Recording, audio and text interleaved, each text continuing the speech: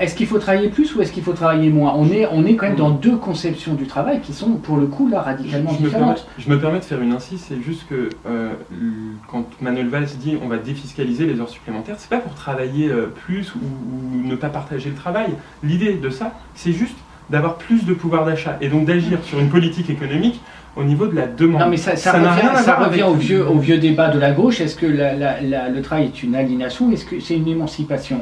Manuel Valls a de penser que ça peut être une émancipation via la défiscalisation des heures supplémentaires. À l'inverse, Benoît Hamon a l'air de penser que ça peut être une aliénation.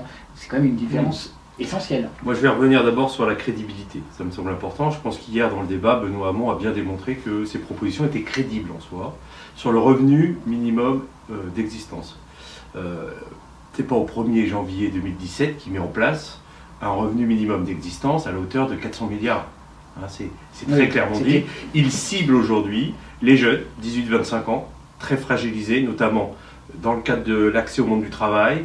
Aujourd'hui, ceux qui font des études, qui ont des difficultés, et il cible ceux qui sont dans les minima sociaux. 45 milliards d'euros. C'est ça, avec derrière un soutien de grands économistes comme Thomas Piketty ou Dominique Boeda, qui eux amènent derrière des nuances sur la façon dont ça pourrait être fait, avec une progressivité sur le salariat, notamment ceux qui sont aujourd'hui avec des salaires qui sont inférieurs à 2000 € net, ce qui fait qu'il pourrait y avoir un plus dans le cadre du pouvoir d'achat.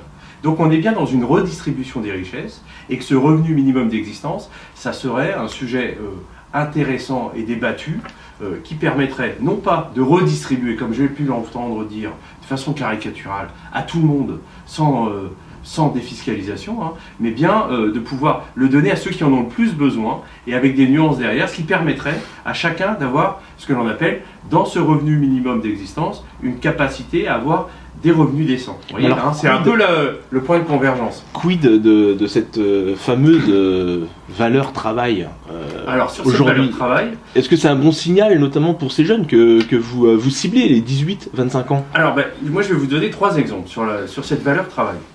Moi, j'ai pas senti qu'il y avait une fracture à gauche sur ce sujet-là. Bien au contraire. Bien au contraire, c'est que Benoît Hamon a parlé de raréfaction du travail. Il n'a pas parlé de la fin du travail. Il a parlé de raréfaction. Ce qui veut donc dire que dans la raréfaction, dans les années à venir, si le travail se raréfie, il faut bien qu'on trouve d'autres moyens aujourd'hui pour que les citoyens puissent tout simplement vivre décemment.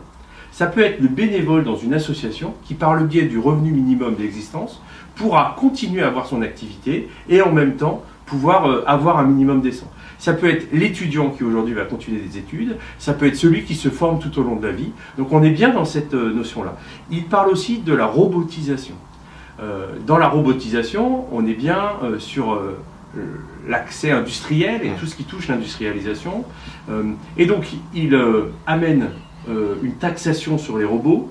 Cette taxation sur les robots, c'est pas pour être non compétitif au niveau mondial vis-à-vis des entreprises, c'est pas ça. C'est de permettre aujourd'hui à des entreprises, à partir du moment où elles remplacent l'homme par le robot, derrière, dans notre société, ça a un coût. Et ce coût-là, elles participeront aussi dans le cadre d'une redistribution. Et donc, sur cette notion du travail, c'est valeur travail, ouais. Voilà, sur cette notion du travail, moi j'y vois quand même une notion d'émancipation, hein, dans les propositions de Benoît Hamon, parce que justement ça amène le choix de pouvoir exercer une profession quand on en a un intérêt et une évolution, et quand par moment dans la vie fait qu'il faut pouvoir vous remettre sur d'autres filières, vous réorienter, problèmes de santé ou autres, vous allez avoir une possibilité de pouvoir vivre décemment. C'est ça le principe.